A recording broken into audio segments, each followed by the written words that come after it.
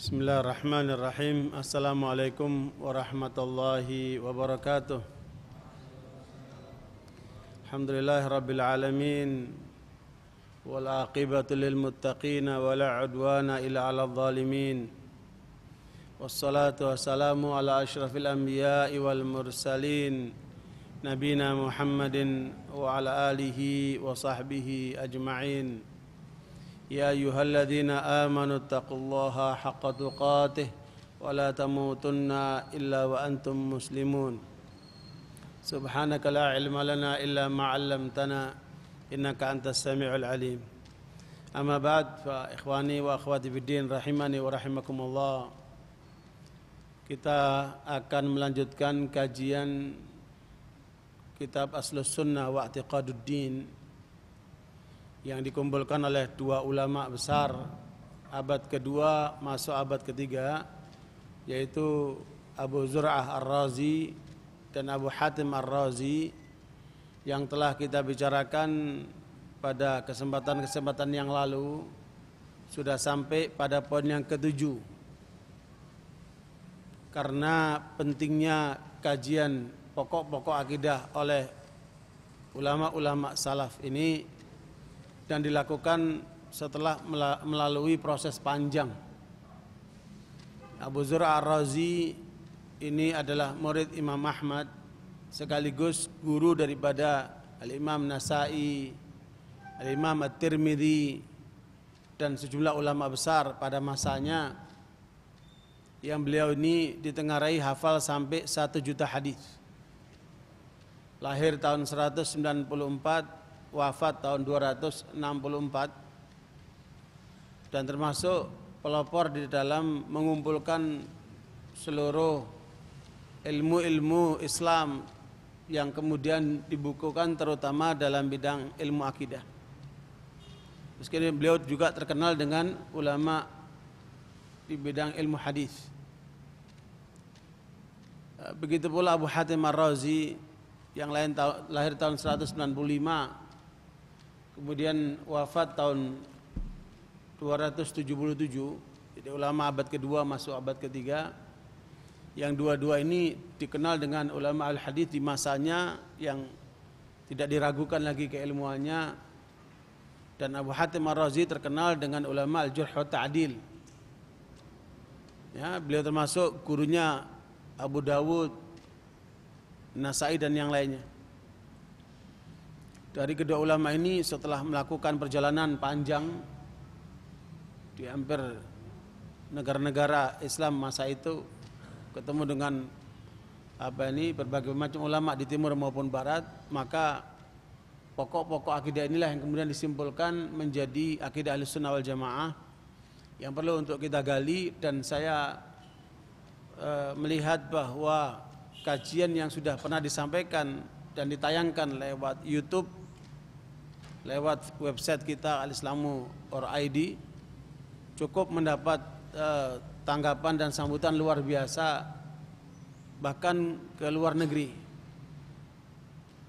Ya, kita bisa mendapatkan ketika bertemu dengan jamaah umat Islam di luar negeri, dan begitu pula di beberapa perguruan tinggi, yang ternyata kajian yang kita sampaikan itu bahkan disidikan, ya, untuk kemudian disebarkan di masyarakat.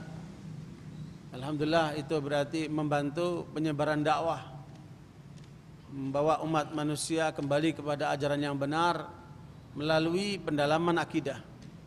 Karena pondasi dasar dalam Islam adalah akidah. Karena sekalian, dari 114 surat dalam Al-Quran, 84 surat itu kategori Makkiyah, turun di Mekah, dan tekanannya adalah pada masalah akidah. 30 surat turun di Madinah, merupakan praktek daripada akidah. Karenanya saudara sekalian, tidak boleh sekarang kemudian kita memilah-milah dari syariat Islam yang sudah lengkap itu, tetapi hanya sifatnya memprioritaskan, menekankan. Karena bangunan Islam yang tidak dibangun di atas akidah yang benar, dia akan mudah untuk runtuh.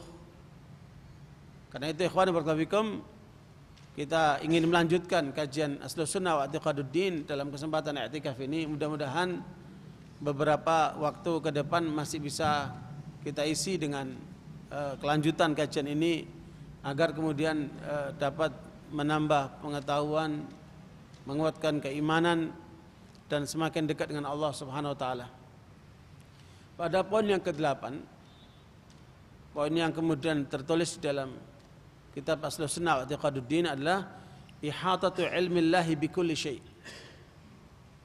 Ihatatu ilmillahi bikulli syai', menyadari, memahami bahwa Allah Subhanahu wa taala menguasai segala sesuatu, mengetahui segala sesuatu. Bahwa kemampuan Allah tidak terhingga, sehingga itu hanya diketahui oleh Allah sendiri. Ikhwan barakallahu fikum, makanya ihatah itu sebagai sifat yang kemudian diterangkan oleh beberapa ulama ketika menjelaskan tentang nama Al-Muhit. Yang perlu diketahui bahwa ketika kita belajar akidah, ada 3 hal poin utama dalam kajian akidah sebagaimana disebutkan oleh Allah di dalam surat Maryam ayat yang ke-65. A'udzubillahi minasyaitonir rajim. Rabbus samawati wal ardi wa ma bainahuma fa'budhu wastabir li'ibadatihi hal ta'lamu lahu samiyya. Dialah Allah, Tuhan langit dan bumi dan yang apa ada di dalamnya. Kalau dikatakan Rabb, Tuhan, bukan sembarang Tuhan yang dalam pikiran manusia. Dialah Allah yang menciptakan langit, bumi dan seisinya, termasuk kita manusia. Dialah Allah yang memiliki apa yang ada di dalam langit dan bumi dan seisinya, karena dialah yang sang pencipta. Dia pula Allah yang berhak mengatur seluruh yang ada di langit dan bumi dan seisinya, termasuk manusia. Makanya apabila ada manusia yang memposisikan diri sebagai Tuhan, menyaingi Allah di dalam 3 hal ini, menciptakan, memiliki dan mengatur, maka dia dalam bahaya. Karena ini hak prerogatif Allah Subhanahu wa taala. Makanya jangan pernah ada aturan yang bertentangan dengan aturan Allah Subhanahu wa taala. Karena itu berarti menentang Allah, melawan Allah. Karenanya saudara sekalian, satu hukum saja dibuat oleh manusia menyalahi ketentuan Allah itu sudah syirik. Sebagaimana Allah sebutkan dalam surat Al-An'am ayat 121, "Wala ta'kulu mimma lam yudhkar ismullahi alaihi wa innahu lafisq. Wa inna syayatina la yuhuna ila awliyaihim liyujadilukum wa in ata'tumuhum innakum lamusyrikun."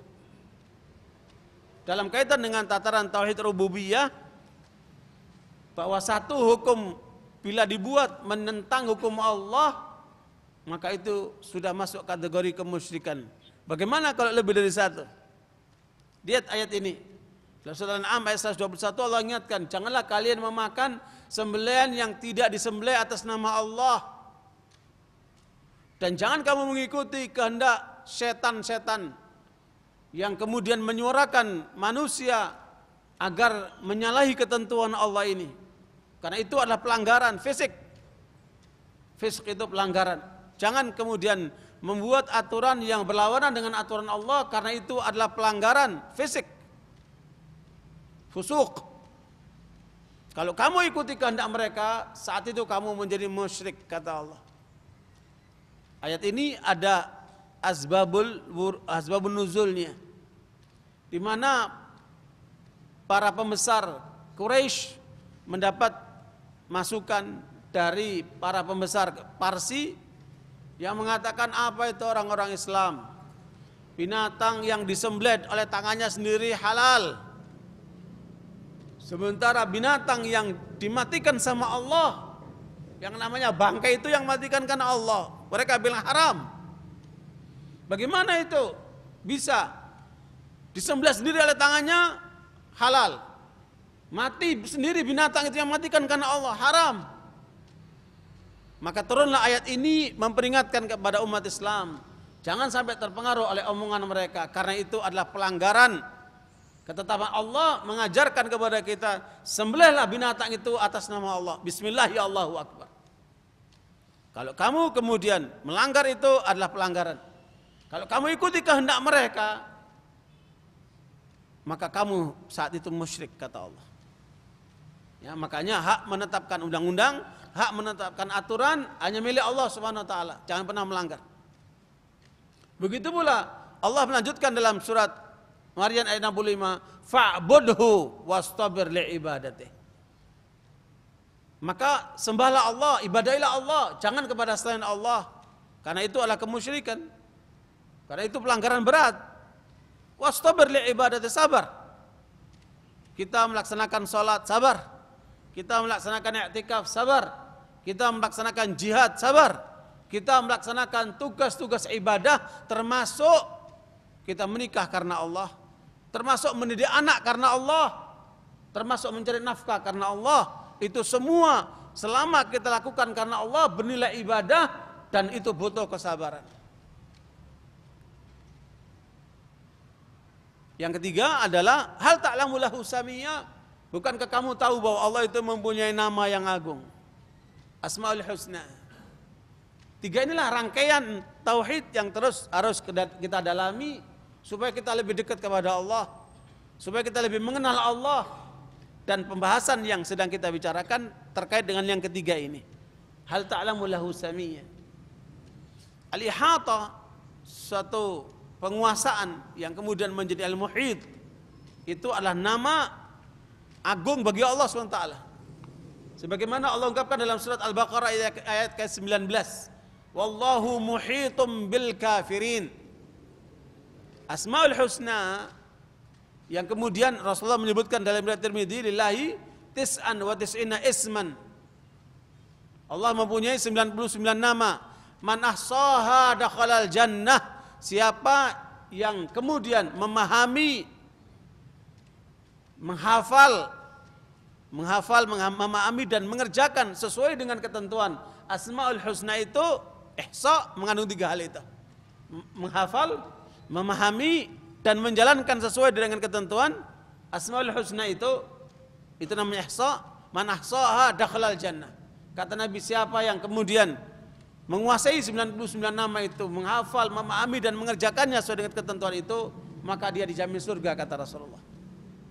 Nah, di antara nama yang agung disebutkan oleh Allah di dalam Al-Qur'an Al-Baqarah ayat 19, wallahu muhitum bil kafirin. Allah Maha mengetahui tentang seluk-beluk orang-orang kafir itu.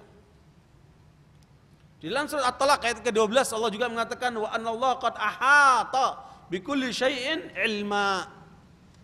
Bahwa segala sesuatu pasti diketahui oleh Allah. Jadi Allah meliputi ilmunya terhadap segala sesuatu. Karenanya sekalian, Al-Imam Al-Asbahani Qawwamus Sunnah, pembela sunnah ini, di dalam kitab Al-Hujjah juz 1 halaman 163, 164, beliau mengatakan al-muhitu walladzi ahatat qudratuhu bi jami'i khalqih. Al-muhit nama bagi Allah yang maknanya adalah dialah Allah yang kekuasaannya meliputi segala sesuatu dari ciptaannya ini. Wa huwallazi ahata bi kulli syai'in ilma. Dan Allah pun mengetahui segala sesuatu dari yang ada ini. Wa ahsa kulla syai'in adada. Dan Allah pun Maha mampu mengetahui tentang hitungan segala sesuatu. Inilah pengertian al-muhit sebagaimana penjelasan Al-Imam Al-Asbahani yang dikenal dengan Qawwamus Sunnah, pembela sunnah. Wa qala al-Imam Al-Baihaqi fil i'tiqad, Al-Imam Al-Baihaqi beliau bermadzhab Syafi'i, pembela Imam Syafi'i luar biasa, Imam Al-Baihaqi mengumpul kitab As-Sunan Al-Kubra. Beliau menulis dalam kitab Al-I'tiqad halaman 68, al-muhit walladzi ahatat qudratuhu bi jami'il maqdurat wa ahata ilmuhu bi jami'il ma'lumat wal qudratu lahu sifatun qa'imatun bidzatihi wal ilmu lahu sifatun qa'imatun bidzatihi. Al-muhit, kata Imam Al-Baihaqi, adalah kekuasaan Allah yang meliputi segala sesuatu yang diciptakannya. Dan ilmunya mencapai segala sesuatu yang menjadi pengetahuan yang ada dalam pengetahuan makhluknya. Wal qudratu lahu sifatun qa'imatun bidzatihi. Kemampuan Allah berdiri dengan sendirinya karena itu adalah sifat daripada zat. Dan ilmu adalah juga begitu sifat daripada zat Allah SWT. Makanya Imam Ahmad rahimahullah mengatakan, bila ada orang yang berpendapat bahwa ilmu Allah itu makhluk, maka orang tersebut telah mengingkari Allah SWT, yang berarti meyakini sebelum diciptakan ilmu berarti Allah nggak punya ilmu. Karena ilmu itu adalah bagian daripada sifat zat yang dimiliki oleh Allah SWT, menempel dalam diri Allah SWT. Sebagaimana kalam, Al-Quran, sifat kalam, yang itu adalah merupakan sifat zat bagi Allah SWT. Makanya para ulama menolak keras pandangan para kelompok Mu'tazilah yang meyakini Quran itu makhluk. Karena Quran adalah firman Allah SWT yang berasal dari kalam Allah yang berupa zat daripada Allah SWT. Ikhwan wa akhwat, karenanya ini adalah satu hal yang perlu dipahami oleh kita umat Islam, bahwa menyadari Allah Al-Muhit meliputi segala sesuatu, kekuasaannya, ilmunya, dan pengetahuannya. Makanya apa yang kemudian bisa menjadikan kita untuk lebih dekat kepada Allah dan sekaligus lebih berhati-hati. Kalau Allah Maha tahu tentang gerak-gerik kita, makanya harusnya kita malu ketika melanggar Allah. Ya. Makanya Rasul mengatakan al-haya'u minal iman. Rasa malu itu bagian daripada apa? Keimanan. Kalau orang mau korupsi, dia sadar bahwa Allah tahu bahwa dia itu melakukannya itu dengan sembunyi, maka dia akan berhenti untuk korupsi. Kalau orang sadar tahu bahwa ketika dia berselingkuh itu Allah Maha tahu, dia akan berhenti untuk melakukan itu. Kalau orang itu tahu, sadar bahwa Allah itu Maha tahu bahwa dia itu akan menipu, maka kesadaran itulah yang kemudian akan menghentikan dia untuk menipu. Begitulah seterusnya. Makanya mengapa Nabi Yusuf alaihissalam ketika dihadapkan kepada kenyataan oleh seorang perempuan cantik, dimasukkan ke dalam kamar, kamar itu dikunci, kemudian dia mengatakan, "Hai talak, lakukan apa yang kamu inginkan." Dan Allah pun merekam kejadian itu. Walaqad hammat bihi wa hamma biha laula ar'a burhana rabbih. Begitu semangatnya perempuan ini untuk bisa merengkuh Nabi Yusuf. Dan Nabi Yusuf sebagai manusia punya keinginan itu. Tetapi karena dia ingat sama Allah, mengingat kebesaran Allah, dia berpaling, dia berhenti, dia menolak. Dan inilah satu manfaat ilmu kalau orang itu mengenal Allah. Makanya kata Allah, innama yakhsyallaha min ibadihil ulama. Orang yang paling takut kepada Allah adalah orang yang berilmu. Dan orang berilmu ini semakin dalam ilmunya tentang Allah, maka dia akan semakin dekat kepada Allah. Karena itu Syekh Islam Taimiyah rahimahullah di dalam Majmu' Fatawa membagi ulama ada 3 macam. Ada berapa? Ada 3 macam. Pertama, alimun billah wa alimun bi syariatillah. Ulama yang kategori dia paham tentang Allah dan paham tentang syariat Allah, sehingga dia terkendali, dia mengenal Allah, dia paham tentang Allah, sehingga dia mendekat kepada Allah dengan rasa cintanya, dengan rasa harapnya, dengan rasa takutnya, dengan rasa tawakalnya. Dia senantiasa mendekat kepada Allah. Dan karena dia paham tentang syariat Allah, maka dia jaga betul untuk tidak melanggar Allah sesuai dengan ketentuan syariatnya. Inilah kategori ulama yang benar. Adapun yang kedua, yaitu alimun billah wa laysa bi'alimin bi syariatillah. Orang paham tentang Allah, sehingga dia sholat, dia berzikir, dia merasa dekat kepada Allah, tetapi kelemahannya yang kedua ini tidak menguasai syariat Allah. Akibatnya tidak disadari ataupun disadari dia melanggar syariat Allah itu. Dan inilah bahayanya kalau orang tidak paham syariat Allah. Makanya jenis orang seperti ini seringkali kita lihat mereka zikirnya kencang, sholatnya Masya Allah, tetapi kemudian loyalitasnya diberikan kepada orang kafir. Ya, karena tidak paham tentang syariat Allah. Bagaimana harus memberikan loyalitasnya itu? Dia nggak paham. Karena tidak mengerti syariat Allah. Haram halal diembat karena dia tidak paham syariat Allah. Nah, barakallahu ini yang harus kita hindari. Adapun jenis ulama yang ketiga adalah alimun bi syariatillah walaysa bi alimin billah. Jenis yang ketiga, orang yang paham tentang syariat Allah. Dia pelajari Quran, sunnah, hukum-hukumnya segala macam, tetapi dia kurang mengenal Allah sehingga tidak takut sama Allah. Tidak jarang kemudian justru dia menginjak-injak hak Allah Subhanahu wa taala. Inilah bahaya orang yang tidak mengenal Allah sehingga karenanya tidak punya rasa takwa kepada Allah. Dan jenis seperti ini Anda akan banyak temukan di banyak kalangan akademisi perguruan tinggi yang ketika sholat nggak sholat dia. Ketika bicara Islam berbusa-busa dia. Ya, seperti orang yang pakar betul di bidang keislaman, Islamolog. Tetapi ketika dalam tataran praktek untuk mendekatkan diri kepada Allah, dia jauh dari Allah Subhanahu wa taala. Jenis inilah yang kemudian membahayakan dan menipu umat Islam. Karenanya sekalian, kita hanya boleh bergantung dengan ulama yang jenis yang pertama. Alimun billah wa alimun bi syariatillah. Dia paham tentang Allah, dia paham tentang syariat Allah.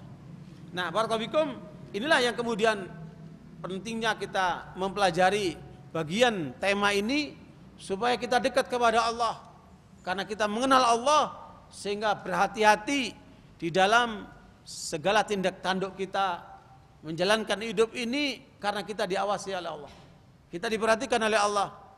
Seperti Allah mengatakan begini, ya ayyuhar rusul kulu min thayyibati ma razaqnakum wa'malu salihah inni bima ta'maluna alim.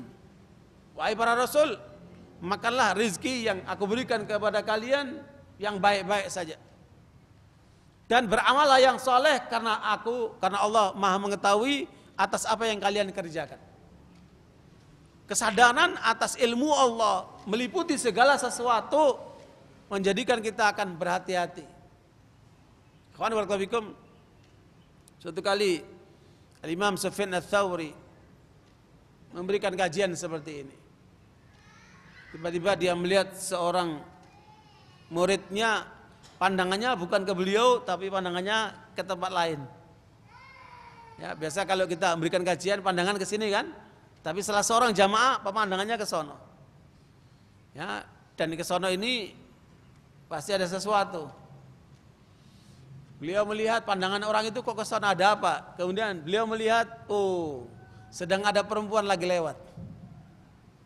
Ya, salah seorang anggota pengajian itu ternyata yang dipandang adalah perempuan lagi jalan. Maka Imam Sufyan Ats-Tsauri membacakan ayat ya'lamu kha'inatal a'yun wa ma tukhfis sudur. Allah mengetahui tentang pengkhianatan mata. Berkhianat matanya memandang perempuan lagi jalan. Ya. Dan Allah tahu apa yang disembunyikan dalam kalbu manusia. Subhanallah. Sekalian, yang nampak dan yang tersembunyi Allah Maha tahu.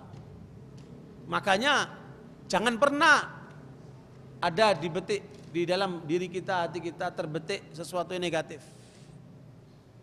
Jangan ada terbetik di pikiran kita sesuatu yang negatif. Allah Maha tahu. Kebaca apa yang ada di hatimu, Allah Maha tahu. Apa yang ada di benakmu, Allah Maha tahu. Apa yang kamu kerjakan, yang nampak atau tersembunyi, Allah Maha tahu. Kamu boleh berdosa kepada manusia, tapi kamu tidak akan berdosa kepada Allah SWT.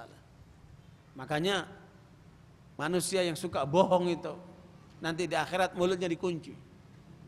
Al-yauma nakhtimu ala afwahihim wa tukallimuna aydihim wa tashhadu arjuluhum bima kanu yaksibun. Ya, subhanallah. Nanti di akhirat ditutup mulut yang suka bohong itu. Maka tangan akan berbicara, sebagai saksi dan kaki pun akan berbicara sebagai saksi. Makanya kalau kita menyadari itu tentunya akan sangat lebih hati-hati. Ketika bicara jangan cuma sebatas bicara. Pembicaraanmu didengar sama Allah. Ya. Kalau kamu memandang jangan sekedar memandang, pandanganmu diketahui oleh Allah. Ketika kamu berbuat sesuatu, tanganmu mau ngambil atau meletakkan, Allah pun Maha tahu. Sehingga tidak ada yang lepas daripada Allah SWT. Ikhwan barakallahu fikum.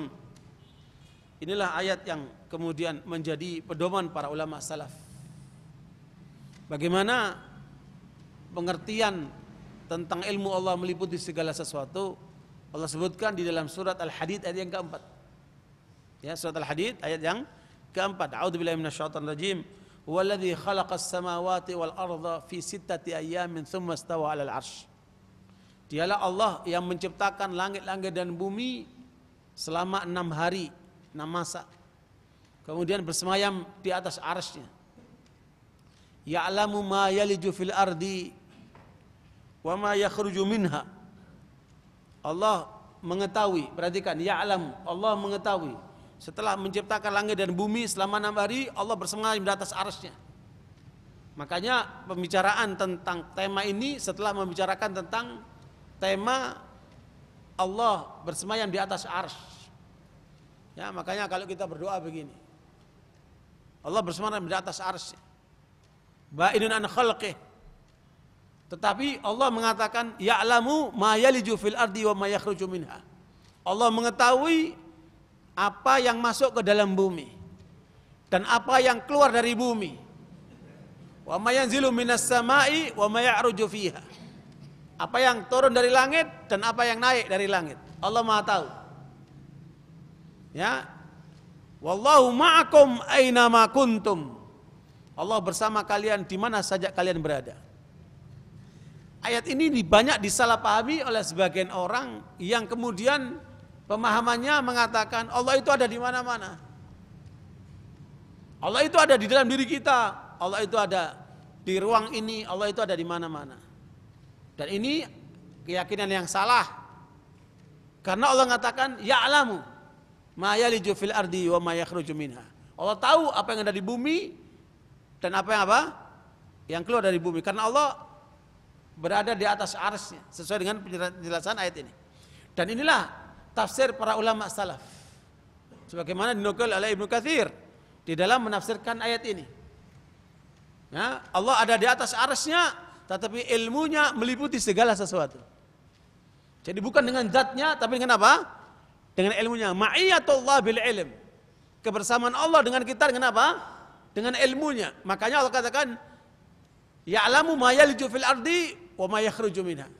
Wa ma yanzilu minas sama'i wa ma ya'ruju fiha. Wallahu ma'akum aina ma kuntum. Wallahu bima ta'maluna basir. Karenanya sekalian, ayat ini menjadi penting untuk meluruskan pandangan yang mengatakan Allah ada di mana-mana. Bahkan sampai difilmkan itu. Ya, bahkan ada yang menulis buku Allah ada di mana-mana. Keliru itu. Karena Allah ada di mana-mana dengan ilmunya, bukan dengan zatnya. Ikhwan barakallahu fikum, makanya inilah kemudian yang kemudian menjadi perhatian dari para ulama salaf untuk dikaji agar kemudian jangan salah di dalam memahami ayat, di dalam menundukkan pengertian yang terkandung di dalam Al-Quran dan Sunnah. Karena itu Imam Syafi'i rahimahullah, beliau membuat pernyataan penting. Ya, dan ini menjadi kaidah. Imam Syafi'i mengatakan, nu'minu bima ja'anillah ala muradillah. Kami beriman dengan yang datang dari Allah, yaitu apa? Al-Quran. Apa yang datang dari Allah kami beriman. Kata Imam Syafi'i, ala muradillah, sesuai dengan maunya Allah, bukan sesuai dengan maunya kita. Yang Allah sebutkan sami'na wa ata'na. Wa nu'minu bima ja'an Rasulillah ala muradi Rasulillah. Dan kita beriman dengan yang datang dari Rasulullah sesuai dengan maksudnya Rasulullah. Jangan menurut maksud kita.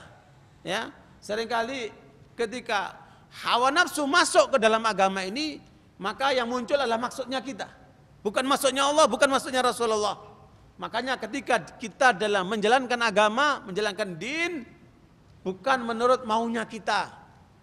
Sampai Allah menekankan kepada Rasulullah Muhammad SAW dalam surat Al-Jathiyah ayat 18, "Tsumma ja'alnaka 'ala syari'atin minal amri fattabi'ha wa la tattabi' ahwa alladziina la ya'lamun." Dan kemudian kami jadikan engkau wahai Muhammad SAW di atas syariat yang mengandung perintah ini, ikuti syariat itu. Dan jangan kamu ikuti hawa nafsu orang-orang yang tidak berilmu. Inilah ilmu yang diberikan oleh Allah kepada kita. Itulah sunnah-sunnah Rasulullah yang diajarkan Rasulullah kepada kita. Apa yang diajarkan, sami'na wa ata'na. Tidak lebih, tidak kurang. Karena itulah kebenaran. Makanya para ulama mengingatkan kepada kita dari dua kelompok manusia yang suka menyimpangkan agama, yaitu kelompok yang kendor dikenal dengan Murji'ah, dan kelompok yang keras dikenal dengan Khawarij. Ya, kita jangan kendor sampai menjadi Murji'ah, jangan juga mengeras sampai menjadi apa? Khawarij. Murji'ah ini begitu kendornya sehingga iman itu dianggap cuma cukup di kalbu. Tidak terkait dengan perbuatan, tidak terkait dengan ucapan. Naudzubillah min dzalik. Atau minimal mereka mengatakan iman terkait dengan kalbu dan ucapan saja, tidak terkait dengan perbuatan. Mau perbuatan kayak setan enggak masalah, yang penting imannya kuat. Naudzubillah min dzalik. Atau seperti Khawarij yang suka mengkafir-kafirkan orang. Ya. Karena sekalian kita kalaupun mengkafirkan sesuai dengan ketentuan Allah dan Rasulnya. Nukaffiru ma kafarallahu wa rasuluh. Kita mengkafirkan yang dikafirkan oleh Allah dan Rasulnya. Jangan ngarang. Ya, karena itu akan menjadi kecenderungan ke arah Khawarij nanti. Bahaya. Makanya kita ingin berada dalam manhaj yang benar, tidak kendor, juga tidak ekstrim, berlebihan. Karena itu saudara sekalian, apa yang menjadi pengertian dalam bagian kejelasan ini adalah hal yang penting untuk kita pahami, bahwa fama'ulullahi ala arsy fawqa makhluqati. Meskipun Allah di atas arsy-Nya telah ditetapkan sebagaimana ayat yang tadi surat Al-Hadid ayat keempat, walladzi khalaqas samawati wal arda fi sittati ayyamin tsumma istawa 'alal 'arsy. Imam Malik rahimahullah ditanya, bagaimana istiwanya Allah? Bagaimana bersemayamnya Allah, duduknya Allah? Maka Imam Malik mengatakan al-istiwa'u ma'lum. Duduknya Allah itu jelas. Ya, bersemayamnya Allah jelas. Wal kaifu majhul. Bagaimananya enggak ada penjelasan, enggak ada keterangan. Jangan dicari-cari. Ya. Allah di atas arsy-Nya sesuai dengan keterangannya. Dan itu di banyak ayat Al-Qur'an. Ya. Ar-Rahman 'ala arsy istawa. Ar-Rahman yang kemudian bersemayam di atas arsy-Nya. Yang kemudian itu kita terima apa adanya, tidak ditambah, tidak dikurang. Sami'na wa ata'na. Sehingga karenanya saudara sekalian, keyakinan ini kata Imam Malik wasu'alu anhu bid'ah. Mempertanyakan itu kategori bid'ah. Kenapa? Enggak ada penjelasan. Ya, kita terima apa adanya, tidak sampai ketika tawakuf. Wallahu a'lam. Ya, itu namanya takuf. Keliru juga. Kita menerima apa adanya, tidak melebihkan, tidak mengurangi. Bas. Dan tidak mengatakan wallahu a'lam, enggak tahu saya enggak ngerti itu. Itu juga keliru. Namanya apa? Tawakuf, juga keliru. Ya, jadi nutsbitu ma asbatallahu wa rasuluh. Kita tetapkan apa yang ditetapkan oleh Allah dan Rasulnya. Min ghairi ta'wil, tanpa mentakwil-takwilkan. Min ghairi ta'til, tanpa menolak kandungannya. Min ghairi tamtsil, tanpa memisal-misalkan. Min ghairi takyif, tanpa menggambar-gambarkan atau mengatakan begini dan begitu. Ya, mengatakan bagaimananya. Karena itu adalah pedoman keselamatan di dalam memahami al-asma wa sifat. Ya, sekalian, makanya ilmu tentang al-asma wa sifat ilmu yang agung. Pelajaran penting. Salah satu kejadian pada saat Nabi Sulaiman alaihissalam mendapat masukan dari burung hudhud bahwa di Yaman itu ada seorang ratu yang dikenal Ratu Saba yang kemudian bersama rakyatnya menyembah matahari, yang kemudian mereka menyekutukan Allah, sehingga Nabi Sulaiman menulis surat, ya, sehingga kemudian diminta agar supaya beribadah hanya kepada Allah. Innahu min Sulaiman wa innahu bismillahirrahmanirrahim.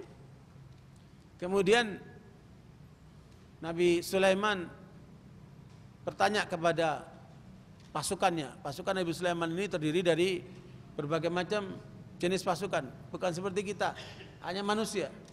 Ya, pasukan Nabi Sulaiman terdiri pada manusia, jin dan binatang. Ya. Bahkan angin pun menjadi pasukan Nabi Sulaiman. Ketika kemudian Nabi Sulaiman mengatakan, siapa yang bisa mendatangkan singgasana ratu ini ke sini sebelum dia datang? Wa qala ifritu minal jinni ana atika bihi qabla an taquma min maqamik. Ifrit dari jin yang terkenal kuat itu, dia mengatakan, saya akan datangkan singgasana Ratu Saba itu sebelum engkau berdiri dari tempat dudukmu.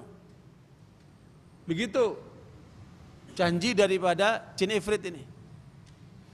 Tetapi Allah mengungkapkan ada yang lebih hebat dari itu. Wa qala alladhi 'indahu 'ilmun minal kitab ana atika bihi qabla an yartadda ilaika tarfuk. Adapun orang yang punya ilmu dari Alkitab mengatakan, saya akan datangkan singgasana itu sebelum berkedip matamu. Mana yang lebih hebat? Yang sekedar berkedip saja, tapi bukan seperti Jenny itu, ding ding gitu, enggak. Ini beneran, itu kan palsu, mainan itu. Ya, dia datangkan singgasana itu dalam sekejap mata saja. Mana yang lebih hebat? Dia atau jin Ifrit? Lihat ini orang berilmu ini, hebat, melebihi jin Ifrit. Kemudian dalam sekejap saja sudah datang singgasana itu.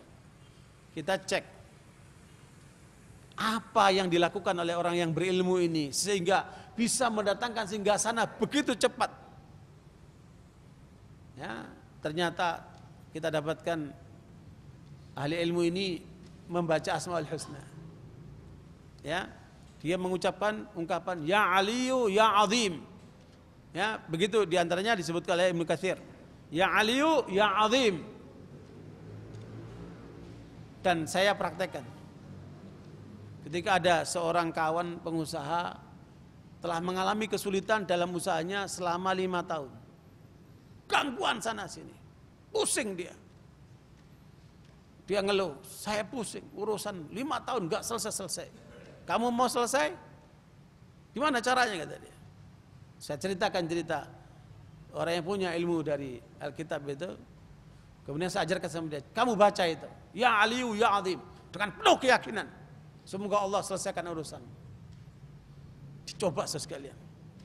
Dia mantap, dia praktekkan itu. Ya, setiap mengalami usaha itu, dia baca itu, ya Aliyu ya Azim, ya Aliyu ya Azim. Pagi-pagi dia telepon saya, Ustaz, alhamdulillah tembus, katanya. Yang selama 5 tahun itu tidak tembus, ternyata bisa tembus. Saya bilang ajarkan itu sama orang-orang lain. Pengalaman itu ajarkan sama orang lain. Biar mereka ketika punya masalah, punya kesulitan, baca itu, ya Aliyu ya Azim. Ya, nama Allah yang agung itu, subhanallah. Barakallahu. Maka ini keyakinan seorang mukmin yang begitu dekat kepada Allah sehingga mendapatkan kemudahan-kemudahan seperti itu. Ikhwan barakallahu.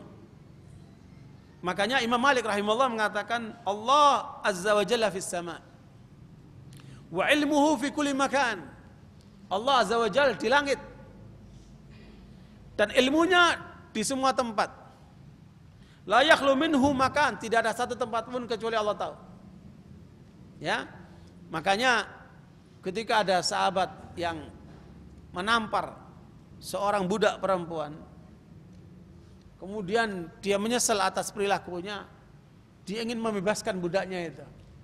Kemudian dia melaporkan ke Rasulullah atas kejadian perilaku dia ingin membebaskan budaknya karena dia telah melakukan tindakan kedaliman dengan cara menampar. Kata Rasulullah, panggil budak itu. Dipanggillah. Ini dalam riwayat Muslim. Ya, ditanyalah budak itu, fa aina Allah? Di mana Allah? Maka budak mengatakan fis sama, di langit. Maka Rasul mengatakan atikha fa innaha mu'minah. Lepaskan dia, bebaskan dia. Sesungguhnya dia mukminah. Ya. Inilah pernyataan orang itu dibenarkan oleh Rasulullah dalam riwayat Muslim Dan inilah yang kemudian menjadi pedoman di antara para ulama yang menyebutkan Allah fis sama wa ilmuhu fi kulli makan. Termasuk di antaranya berdasarkan apa? Ayat yang keempat surat apa? Al-Hadid. Ya, sehingga karenanya sekalian tidak boleh kita mengatakan lagi Allah ada di mana-mana. Ya, Allah ada di atas arsy-Nya, tetapi ilmunya ada di mana-mana. Ya, di mana-mana apa? Ilmunya meliputi segala sesuatu. Makanya ma'iyatullah di dalam ayat ini wallahu ma'akum aina ma kuntum, maknanya adalah ma'iyatullahi fil ilm. Kebersamaan Allah dengan apa? Dengan ilmunya. Dengan demikian maka menjadi jelas kepada kita betapa arti menyadari bahwa Allah mengetahui segala sesuatu, sebagaimana pernyataan Imam Ahmad juga seperti itu. Huwa al-arsh, Allah di atas arsy, wa qad ahata ilmuhu bima dunal arsy, tapi seluruh ilmunya meliputi segala sesuatu. Wala yakhlu min ilmillahi makan, tidak ada satu tempat pun yang lepas daripada apa? Perhatian ataupun pengetahuan Allah Subhanahu wa taala.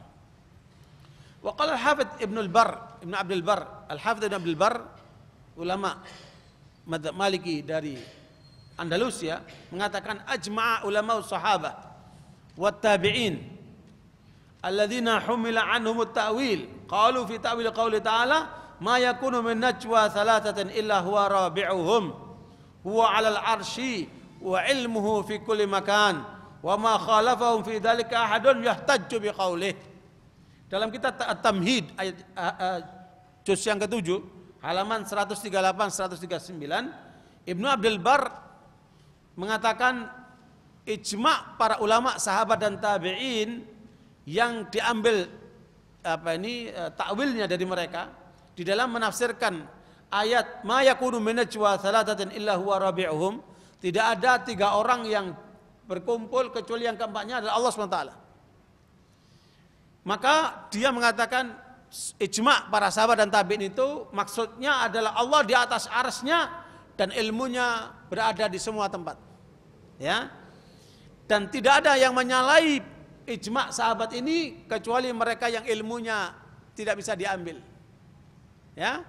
Karenanya sekalian inilah pendapat yang paling kuat untuk menunjukkan betapa bahwa Allah di atas arsy-Nya dan ilmunya meliputi segala sesuatu, termasuk kebersamaan dengan kita dengan apa? Dengan ilmunya.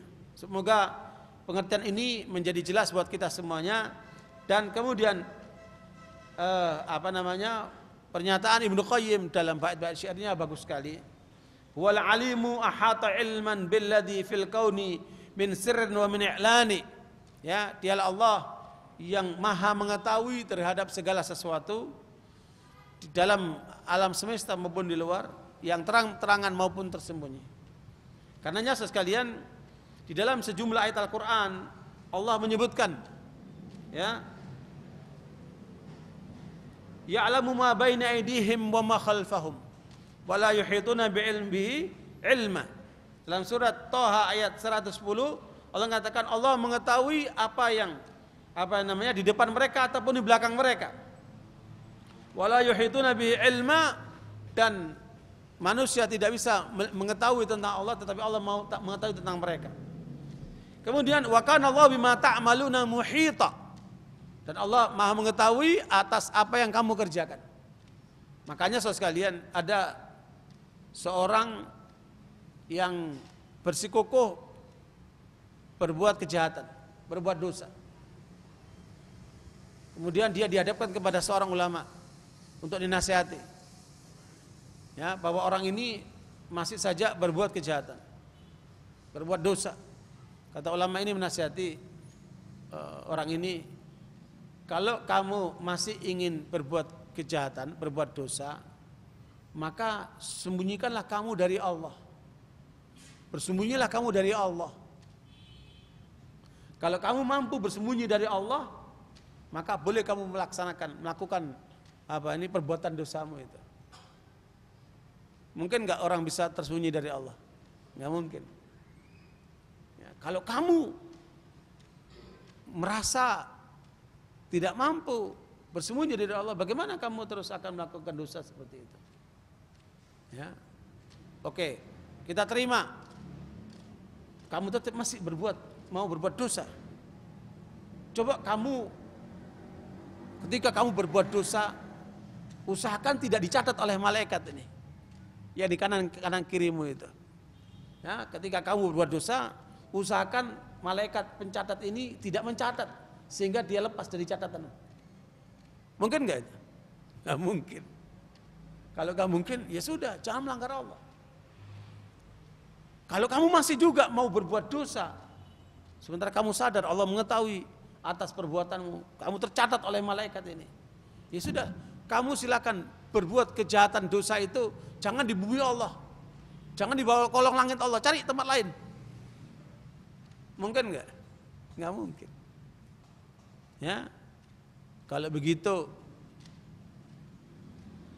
ya tinggalkanlah perbuatan dosamu itu.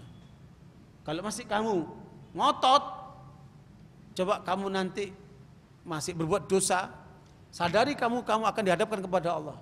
Seandainya kamu bisa melepaskan dari tanggung jawabmu di hadapan Allah, boleh kamu lakukan itu. Dan tidak ada seorang pun yang akan lepas dari tanggung jawabnya kepada Allah SWT. Ya, makanya Allah katakan, ya ayyuhalladzina amanu qu anfusakum wa ahlikum nar. Kalian akan diminta pertanggungjawaban. Karena itu hendaknya berhati-hati. Maka dengan nasihat itu berhentilah si penjahat ini, si orang yang suka berbuat dosa ini dari perbuatan dosanya, karena pentingnya menyadari bahwa seseorang tidak akan lepas daripada pengetahuan Allah Subhanahu wa taala. Makanya Allah katakan wa kana Allahu bikulli syai'in muhita. Ya, Allah Maha mengetahui atas segala sesuatu. Jadi tidak ada satu pun kecuali akan diketahui oleh Allah taala, termasuk apa? Daun yang jatuh. Ya, termasuk apa saja yang terjadi di masa lalu dan yang terjadi di masa yang akan datang. Allah Maha tahu.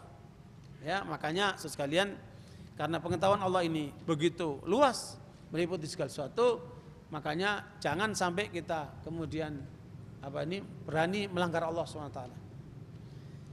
Kemudian Allah katakan la tudrikul absaru wa huwa yudrikul absar wa huwa latiful khabir.